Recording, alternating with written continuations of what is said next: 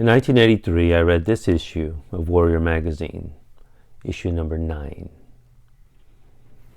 It came in a stack of comics I had ordered via mail after convincing my mother and saving some money from cutting some lawns to order these. Warrior and the others I had seen in trade magazines. I think it must have been maybe Comic Scene, which I would buy at the convenience stores. I lived in a very small Texas town which did not have a comic book shop. And I was beginning to read the American comics, Marvel and DC. And also the Warren magazines like Eerie, Creepy, Vampirella and such. Epic magazine.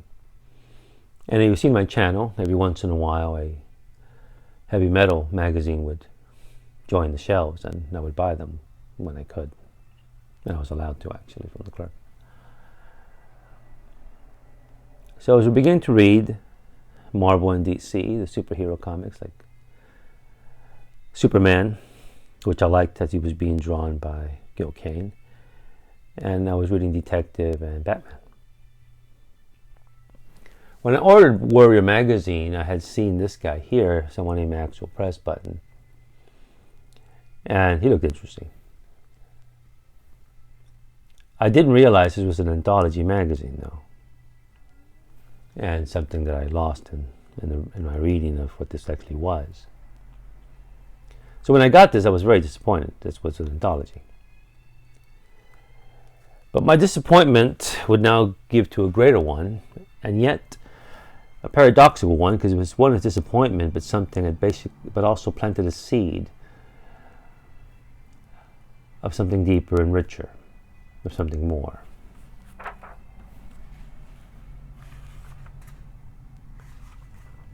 First story that appeared was something called Marvel Man, written by a writer named Alan Moore, who I'd never heard of, and drawn by Alan Davis, someone who was new to me at the time as well.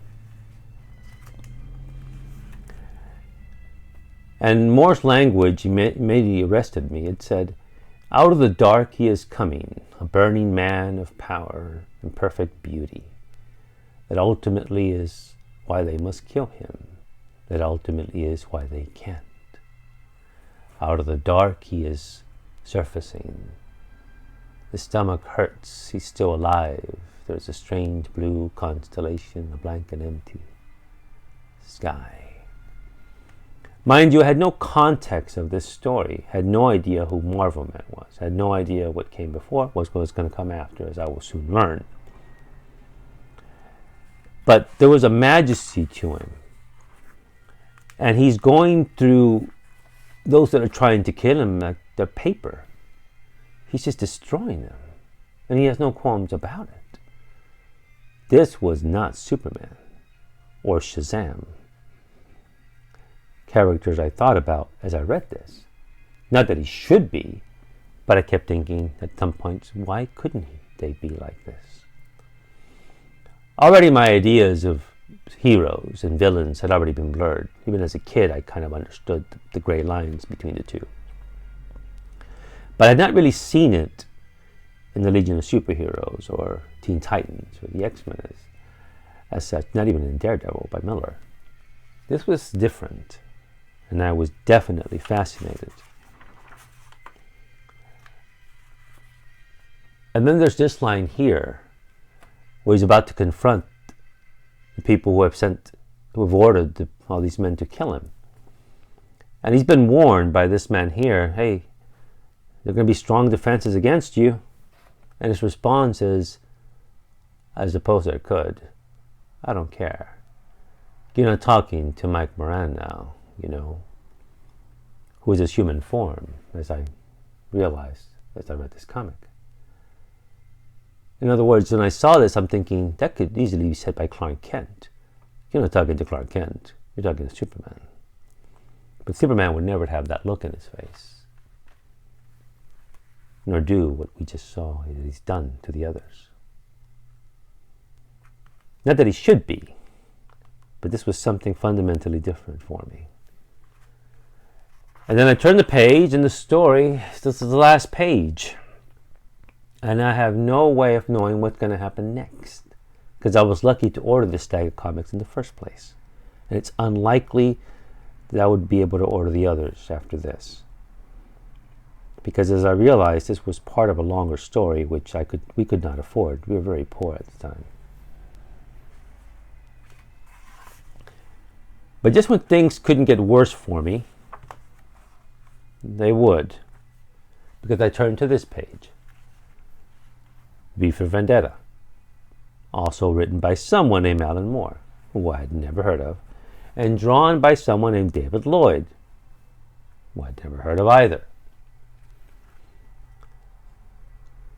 And you see some kind of autopsy about to take place, and you see a doctor who's been given a flower, which was at the scene of the crime, and I see the woman's face.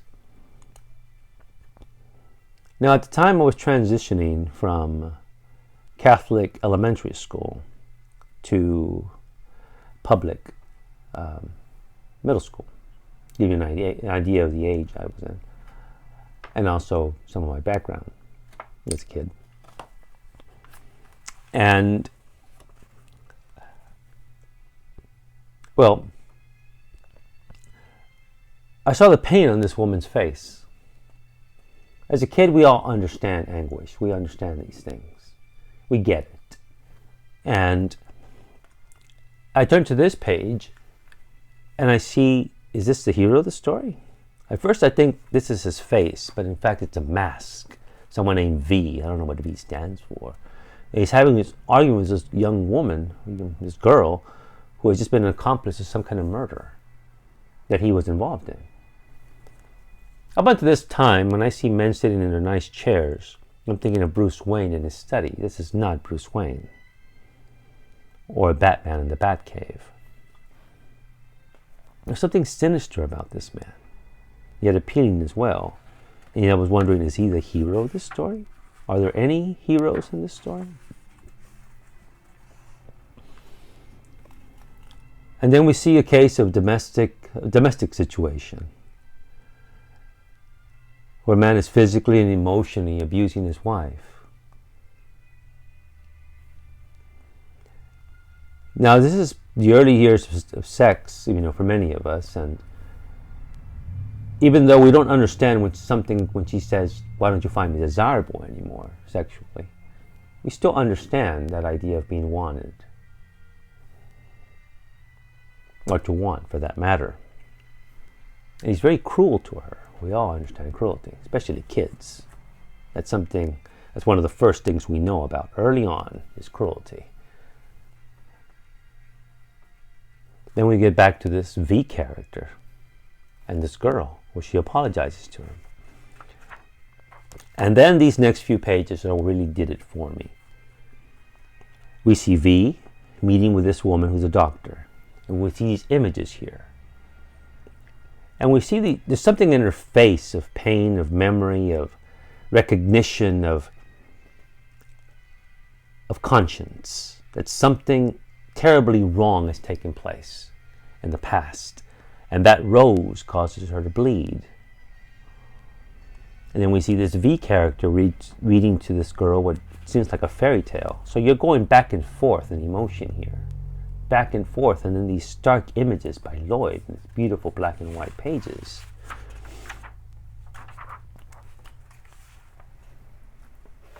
And the woman's in bed. She hears someone in the room, and she says, "Roses." And she says, "It's you, isn't it? You've come. You've come to kill me." And he says, "Yes." And she thanks him. Actually, thanks God. Thank God. You would never see that in a Batman comic, where Batman confronts someone who's apparently done some kind of wrong. And certainly not a woman like this. You wouldn't see that. "You come here to kill me, Batman?" And Batman says, "Yes." And then the victim then says, Thank God. Thank you that you're here to kill me. And then I turn the page and there's no more. And I get actual press button, which is the reason I ordered this comic in the first place. And I like this story, but I kept coming back to V. I kept coming back to Marvel Man.